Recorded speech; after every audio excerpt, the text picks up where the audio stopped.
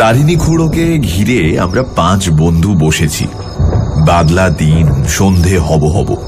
খুড়োর চা খাওয়া হয়ে গেছে, এবার বিড়ি ধরিয়ে হয়তো গল্প শুরু করবেন। খুড়ো এলে সন্ধেতেই আসেন, আর এলেই একটি করে গল্প লাভ হয় আমাদের। সবই খুড়োর জীবনেরই ঘটনা, কিন্তু সে ঘটনা গল্পের চেয়েও মজাদার। একজন লোকের এত রকম অভিজ্ঞতা হতে পারে সেটা আমার ধারণা ছিল না। খুড়ো বললেন, আমি যে সবসময় চাকরির ধান্দায় দেশ বিদেশে ঘুরেছি তা কিন্তু নয়। মাঝে মাঝে রোজগারের উপর বিতৃষ্ণা এসে যায়, তখন ঘুরি কেবল ভ্রমণের নেশায়। নতুন জায়গা দেখার শখ আমার ছেলেবেলা থেকে। সেইভাবেই একবার গিয়ে পড়েছিলাম ছোটনাগপুর। ও অঞ্চলটা তখন দেখা হয়নি, আর ওখানেই ঘটে এক আশ্চর্য ঘটনা। সেই গল্পই আজ তোদের বলবো। খুড়ো বিড়িতে একটা লম্বা টান দিয়ে তার গল্প শুরু করলেন। আমি তখন হাজারিবাগে একটা হোটেলে আছি, নাম ডিলাক্স হোটেল, কিন্তু ব্যবস্থা চলনসইয়ের বেশি নয়। তাতে কিছু এসে যায় না, কারণ ব্যক্তিগত স্বাচ্ছন্দ্যটাকে আমি কখনো খুব উঁচুতে স্থান দিই না। নানান অবস্থার সঙ্গে নিজেকে মানিয়ে নেওয়াটাই আমার অভ্যেস। হাজারিবাগে কাউকে চিনি না, সেটা আরো ভালো লাগছে, কারণ মাঝে মাঝে একটা অবস্থা আসে যখন প্যাচাল পাড়তে একদম ভালো লাগে না। চুপচাপ একা একা বিছানায় শুয়ে কল্পনার স্রোতে নিজেকে ভাসিয়ে দিতে ইচ্ছে করে। তবে এটাও ঠিক যে ভারতবর্ষে এমন জায়গা নেই যেখানে বাঙালি নেই। বিশেষ করে হাজারিবাগে তো বিস্তর বাঙালি।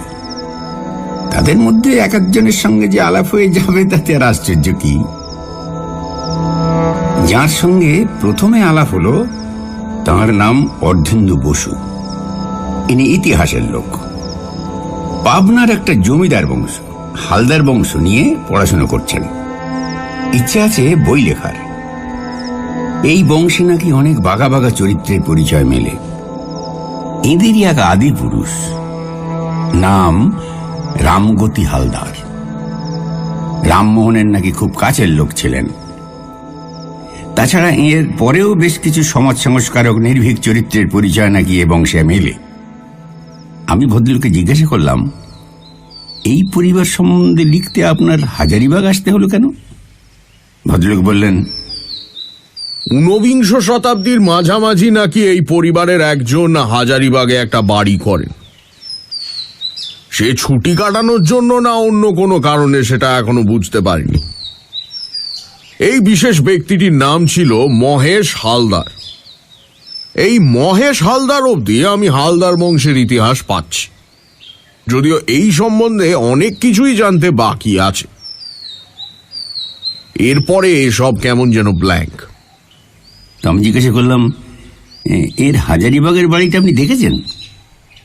অর্ধেন্দুবাবু বললেন, দেখেছি, কিন্তু সেখানেও এক রহস্য। এই বাড়িটাকে এখানকার সকলেই উল্লেখ করে নরিস সাহেবের বাংলো বলে, অথচ মহেশ হালদার যে বিয়ে করেছিলেন সে খবর আমি পেয়েছি। কিন্তু মহেশ হালদারের পরে বংশটার যে কি হলো সে খবর পাইনি। সম্ভবত মহেশবাবু নরিস সাহেবকে বাংলোটা বিক্রি করে দেন কোনো কারণে। কলকাতায় তাদের আর কোনো বংশধর নেই? আমি জিজ্ঞেস করলাম। অর্ধেন্দুবাবু বললেন, মহেশ হালদার ছিলেন তার বাবা যোগেশ হালদারের একমাত্র সন্তান। তাই তার যদি আর ছেলে পিলে না থাকে তাহলে হয়তো হালদার বংশ মহেশেই শেষ হয়ে গেছে। প্রশাখা আর কোথাও আছে কিনা আমার জানা নেই, আমি শুধু শাখাতেই ইন্টারেস্টেড।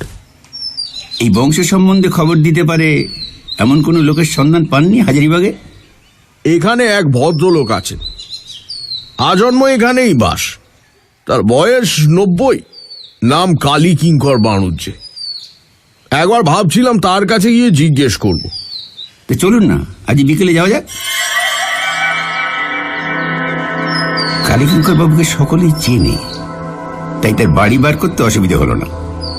গিয়ে শুনি ভদ্রলোক বৈকালিক ভ্রমণেই বেরিয়েছেন। বুঝে দেখো কিরকম স্বাস্থ্য, 90 বছরেও বিকেলে হাঁটা চাই। আমরা একটু অপেক্ষা করতেই ভদ্রলোক এসে পড়লেন। আমরা নিজেদের পরিচয় দিলাম। ভদ্রলোক বললেন, আমার কাছে তো বড় একটা কেউ আসে না, আপনাদেরও কোনো প্রয়োজন আছে বুঝি? আপনি ঠিকই ধরেছেন, বললেন অর্ধেন্দুবাবু। আমি পূর্ববঙ্গের এক জমিদার বংশ নিয়ে রিসার্চ করছি, হালদার বংশ। তাদের একজন ঊনবিংশ শতাব্দীর মাঝামাঝি হাজারিবাগে একটা একতলা বাংলো বাড়ি করেছিলেন। সেই বাড়িকে এখানকার লোকেরা নরিস সাহেবের বাংলো বলে। ও তাই বলুন, ওসব হালদার ফালদার জানি না, তারা এখানে এসে থাকতে পারেন। আমার যখন 7 কি 8 বছর বয়স, তখন আমি নরিস সাহেবকে দেখেছি ঘোড়ায় চড়ে বেড়াতে যেতে। আমায় দেখে মাথা হিট করে গুড আফটারনুন বলতেন। তবে তার শেষটা জানেন তো? আমরা দুজনেই মাথা নেড়ে বললাম, জানি না। ভদ্রলোক আত্মহত্যা করেন, বললেন কালীকিঙ্কর বাবু। কারণ জানা যায়নি, লোকে বলে বাড়িটা নাকি হানা বাড়ি। সাহেবের ভূত দেখা যায় এখনো, আমি অবশ্য দেখিনি। খুব জবরদস্ত সাহেব ছিলেন নরিস সাহেব। তার বাড়িটা কোথায় গেলে দেখা যায় বলতে পারেন? বাড়ি তো এই কাছেই। কালীকিঙ্কর বাবু আমাদের রাস্তা বাতলে দিলেন। আমরা দুজনে তাকে ধন্যবাদ জানিয়ে উঠে পড়লাম। রাস্তায় বেরিয়ে এসে অর্ধেন্দুবাবুকে বললাম, আপনি এতদিন সে বাড়ি দেখেননি? ভদ্রলোক বললেন, দেখছি বই কি, কিন্তু লোকে ঠিক বলছে কিনা সেটা একবার যাচাই করে নিলাম। ইনি যা বলবেন সে তো আর ভুল বলবেন না। আমারও যে বাড়িটা দেখার জন্য কৌতূহল হচ্ছে। আসুন না, দেখিয়ে দিচ্ছি।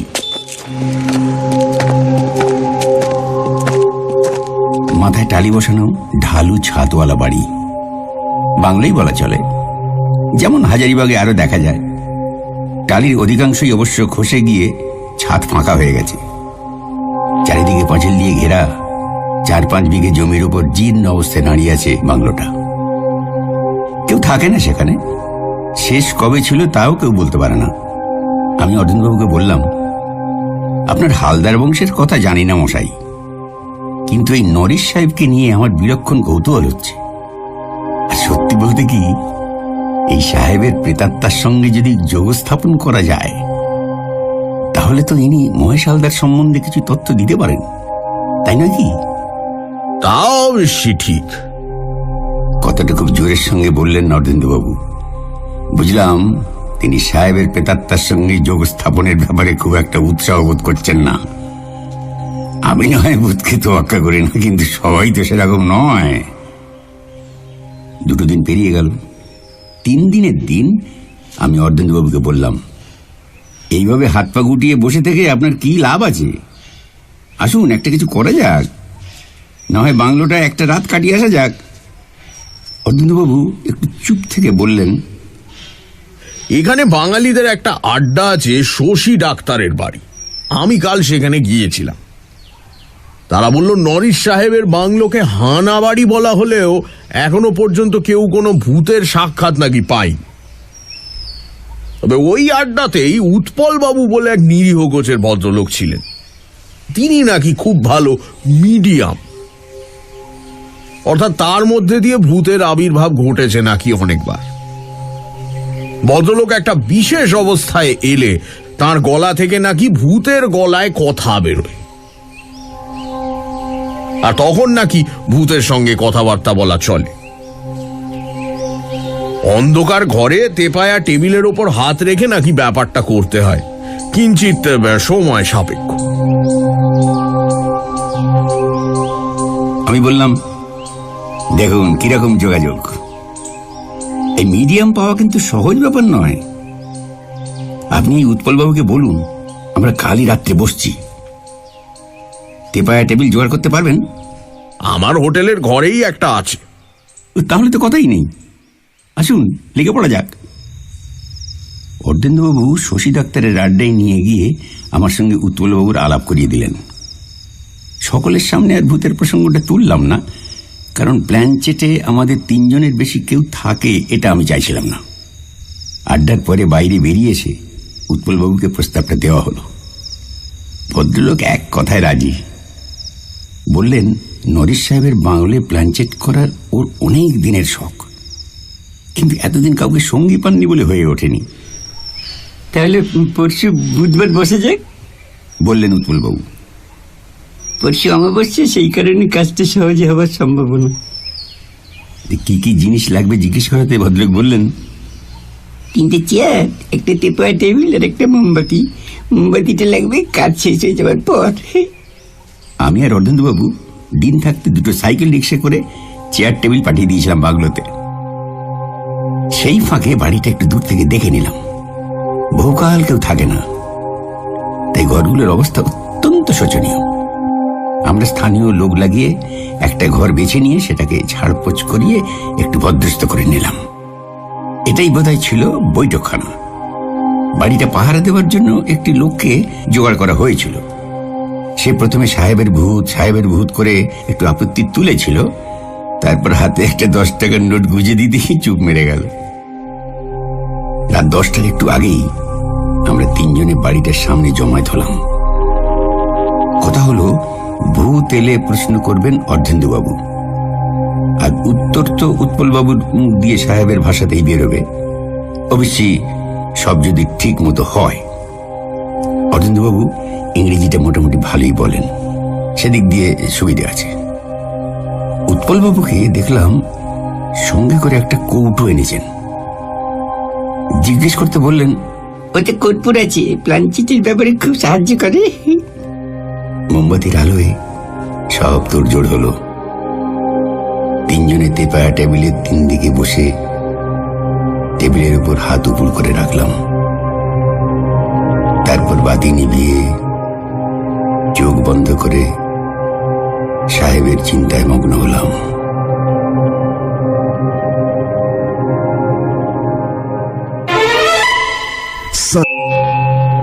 শুনছেন নরেশ সাহেবের বাংলো। তারিণী খুড়ো গল্প বলছেন। হাজারিবাগে থাকাকালীন তার আলাপ ঐতিহাসিক অর্ধেন্দু বাবুর সঙ্গে, যিনি ঊনবিংশ শতাব্দীর হালদার বংশ নিয়ে রিসার্চ করছেন। হাজারিবাগে হালদার বংশের মহেশ হালদারের কোনো বংশধর আছে কিনা সেই বিষয়ে খোঁজ করতে গিয়ে তারিণী খুড়ো এবং অর্ধেন্দুবাবু এলেন কালী কিঙ্কর বাবুর কাছে নরেশ সাহেবের বাংলো সম্পর্কে জানতে। এই নরেশ সাহেব আত্মহত্যা করেছিলেন। তার প্রেতাত্মার সঙ্গে যোগাযোগ স্থাপন করার জন্য উৎপলবাবু নামে এক মিডিয়ামকে নিয়ে তারিণী খুড়ো প্ল্যানচেটে বসলেন। গাছপালায় ঘেরা বাংলো, বাইরে বাতাস দিচ্ছে, তার ফলে মাঝে মাঝে পাতার শোঁ শোঁ শব্দ পাচ্ছি। কিছুক্ষণ পরে বোধহয় বাতাস থেমে যাওয়ায় আর কোনো শব্দ পাওয়া গেল না। অমাবস্যার রাত, তার উপরে আকাশে মেঘ, রাস্তায় আলো নেই যে জানলা দিয়ে ঢুকবে, তাই ঘরের ভিতর দুর্ভেদ্য অন্ধকার। কতক্ষণ এইভাবে ছিলাম জানি না। হঠাৎ অনুভব করলাম টেবিলটা মৃদু মৃদু নড়ছে। সেটা একটু বেড়ে যাওয়ায় খটখট শব্দ শুরু হলো। আমি জানি এই ধরনের প্ল্যানচেটে সেটা ভূত নামার লক্ষণ। আমরা টেবিলের উপর থেকে হাত সরাচ্ছি না, কিন্তু বেশ বুঝতে পারছি হাত আর অনড় নেই। টেবিলের সঙ্গে সঙ্গে উঠছে নামছে। শব্দটা উৎপলবাবুর গলা থেকে বেরোলো। আগে থেকেই অর্ধেন্দুবাবুকে বলা ছিল। উনি কাঁপা গলায় প্রশ্ন করলেন, Is anyone here? উৎপলবাবুর মুখ থেকে সম্পূর্ণ সাহেবী গলায় উত্তর এলো, yes. Who is it? My name is Norris. বাকি কথাও ইংরেজিতেই হলো, এবং নরিস সাহেবের ইংরেজি যাকে বলে বেশ চোস্ত ইংরেজি। আমি কথোপকথনটা মোটামুটি বাংলাতেই বলছি। অরবিন্দবাবু বললেন, এই বাংলো কি তোমার বাসস্থান ছিল? ইয়েস। তুমি কি করতে হাজারিবাগে? আমার অভ্রের খনি ছিল। শহরে আরো সাহেব ছিল? ইয়েস। অভ্রের খনির মালিকদের একটা ক্লাব ছিল, ভিক্টোরিয়া ক্লাব। আমি সে ক্লাবের সভ্য ছিলাম। এই বাড়িতে কি তোমার আগে হালদার বলে একজন ছিলেন? হ্যাঁ, ছিলেন। তিনি কি এই বাড়ি তোমায় দিয়ে যান? হ্যাঁ। তারপর তিনি কোথায় যান? কলকাতায়। সেখানেই মৃত্যু হয়। তুমি কি আত্মহত্যা করেছিলে? উত্তর আসতে একটু সময় লাগলো। হ্যাঁ। কিভাবে? রিভলভার দিয়ে মাথায় গুলি মেরে। কেন? আমার আর বাঁচার ইচ্ছে ছিল না। বুঝেছি, কিন্তু এমন মনের ভাব হলো কেন? আজ এই পর্যন্ত থাক, বড় ক্লান্ত লাগছে। বুঝতে পারলাম উৎপলবাবুরই আসলে ক্লান্ত লাগছে। আমি লাইটার দিয়ে মোমবাতিটা জ্বালিয়ে দিলাম। উৎপলবাবুর মাথা হেঁট হয়ে বুকের ওপর নুয়ে পড়েছে। কাঁধ ধরে ঝাঁকুনি দিতে তার জ্ঞান আবার ফিরে এলো। মাথাটা ঝাড়া দিয়ে হঠাৎ নিজের গলায় প্রশ্ন করলেন, কেমন হলো? খুব ভালো, খুব ভালো। বললেন অরবিন্দবাবু। বোঝাই যাচ্ছে মহেশ হালদার এখানকার পাট উঠিয়ে দিয়ে বাংলোটা নরিসকে বিক্রি করে কলকাতা চলে যান। সেখানেই তার মৃত্যু হয়। অর্থাৎ যতদূর মনে হয় হালদার বংশেরও ওখানেই শেষ। অনেক ধন্যবাদ উৎপল বাবু। আমার কিন্তু মনে একটা খটকা লেগেছে, যেটা আমাকে ভাবিয়ে তুলল। নরিস সাহেবের মৃত্যুর কারণটা ঠিক পরিষ্কার হলো না। আমার এখন হালদারের চেয়ে নরিসের ওপরেই ঝোঁকটা বেশি। অবশ্যই উৎপলবাবুকে যা যা প্রশ্ন করা হয়েছে তার উত্তর তিনি ঠিকভাবেই দিয়েছেন। আমি রাত্রিরে অনেকক্ষণ ধরে এই ব্যাপারটা নিয়ে ভাবলাম। তারপর সকালে উঠে অর্ধেন্দুবাবুর হোটেলে গিয়ে সোজাসুজি বললাম যে আমি আর একবার প্ল্যান চেট করতে চাই, এবং এবার প্রশ্নগুলি আমি করব। অর্ধেন্দুবাবু বললেন, আমার আপত্তি নেই, তবে আপনি হালদার বংশ সম্বন্ধে আর কি নতুন তথ্য জানার আশা করছেন তা জানি না। আমি বললাম, সত্যি বলতে কি, আমি নরিস সম্বন্ধে আরো কিছু জানতে চাই। লোকটিকে বেশ ইন্টারেস্টিং বলে মনে হলো। উৎপলবাবু আমাদের প্রস্তাবে রাজি হয়ে গেলেন। আমরা আবার 10টার সময় সাহেবের বাংলোতে জমায়েত হলাম। আমি উৎপলবাবুকে ঠাট্টা করে বললাম, আজ তো অমাবস্যা নয়, প্ল্যানচেট ঠিক মতো হবে তো? উৎপলবাবু বললেন, মনে তো হয় এই ভদ্রলোকের আত্মে বেশ সহজেই ধরা দেয়। অরবিন্দবাবু বললেন, আমি সবই বরদাস্ত করতে পারি, কিন্তু আপনার গলা দিয়ে যখন অন্য লোকের স্বর বেরোয় তখন মেরুদণ্ডটা কেমন যেন শিরশির করে। আমরা 10:15 মধ্যে তৈরি হয়ে গেলাম।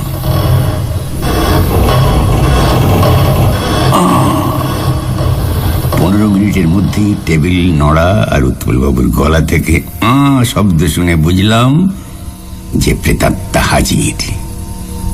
এবার আমি প্রশ্ন করলাম, ইজ এনিবডি হিয়ার? নরিসের কণ্ঠস্বরে উত্তর এলো, yes. Are you mister Norris? Yes.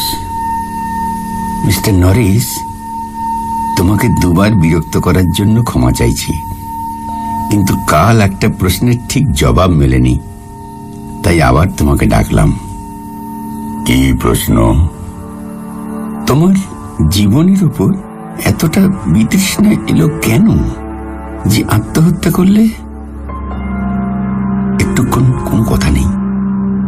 তারপর ইংরেজিতে উত্তর এলো, আমাকে প্রচন্ডভাবে অপমান করা হয়েছিল। কে করেছিল অপমান? Major Thomson. ঘটনাটা কোথায় হয়? আমাদের ক্লাবে। কিন্তু অপমানের কারণটা কি? তাহলে অনেক কথা বলতে হয়। বলুন, আমরা শুনতেই এসেছি। আমি এক বেয়ারাকে একদিন হিন্দিতে একটা কথা বলেছিলাম, সেটা মেজর টমসন শুনে ফেলেছিলেন। তাতে কি হলো?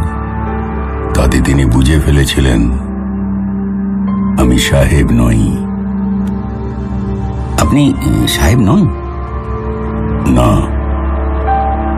তবে আমার চেহারায় সাহেবের সঙ্গে কোনো পার্থক্য ছিল না। আমার চুল ছিল কটা, চোখ নীল, আর গায়ের রং সাহেবের মতো ফর্সা। আমি মিশনারি স্কুলে পাদ্রীদের কাছে ইংরেজি শিখেছিলাম। সেই ইংরেজি শুনে আমার চেহারা দেখে কারুর বোঝার সাধ্যে ছিল না যে আমি সাহেব নই। আমাদের ক্লাবে ভারতীয়দের প্রবেশ নিষিদ্ধ ছিল, কিন্তু আমি নরিস নাম নিয়ে ক্লাবে ঢুকতে পেরেছিলাম। এই ক্লাবে আমি 3.5 বছর মেম্বার ছিলাম। তারপর টমসনের কাছে ধরা পড়ে গেলাম। সে সকলের সামনে আমাকে নেটিভ বলে ক্লাব থেকে লাথি মেরে বার করে দেয়। আসলে তুমি কি ছিলে? আমি ছিলাম বাঙালি। আমার নাম ছিল নরেশ। নরেশ থেকে নরিস। আমি হঠাৎ যেন চোখের সামনে একটা আলো দেখতে পেলাম। বললাম, তুমি কি মহেশ হালদারের কোনো আত্মীয় ছিলে? আমি ছিলাম মহেশ হালদারের একমাত্র ছেলে। বাবা তার অভ্রের খনির ভার আমার উপর দিয়ে কলকাতায় চলে যান। সেখানেই তার মৃত্যু হয়। আমি বিয়ে করিনি। আমি হালদার বংশের শেষ প্রতিনিধি। বাকি কথাটা নরেশ বাংলাতেই বললেন। আজ তাহলে আমি আসি, কারণ এই ধরনের কথোপকথন আমার পক্ষে বড় ক্লান্তিকর। আপনাকে অশেষ ধন্যবাদ। আমারও অনেক হালকা লাগছে। একদিন পরে বাংলা বলে আরাম পাচ্ছে।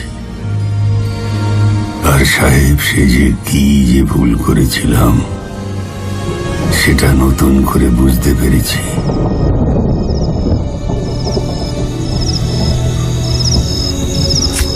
মোমবাতি জ্বালিয়ে দিলাম। এখন আর আমার মনে কোনো খটকা রইল না। আর অর্ধেন্দুবাবুর হালদার বংশের ইতিহাসের শেষ পর্ব শেষ হলো। তবে এটাও বুঝতে পারলাম যে উৎপলবাবুকে না পেলে মিস্টার নরিসের রহস্যই থেকে যেত।